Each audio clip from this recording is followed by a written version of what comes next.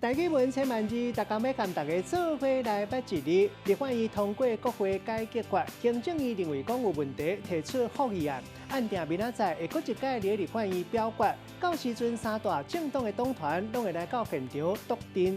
今仔日要甲大家小解这一字，咱同齐来看到，这是读做读倒读第4条。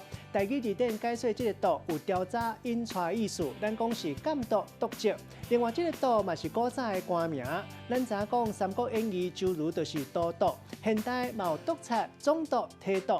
另外督察学校、教学情形的行政人员就是督学，也搁有监督造船、造桥的行为，咱讲是督造；也搁有监督人做工，咱讲就是督工；也搁有指挥军队，也就是督令、督军；也搁有咱知影讲基督教是世界第一大宗教，全世界信仰的人数上界多。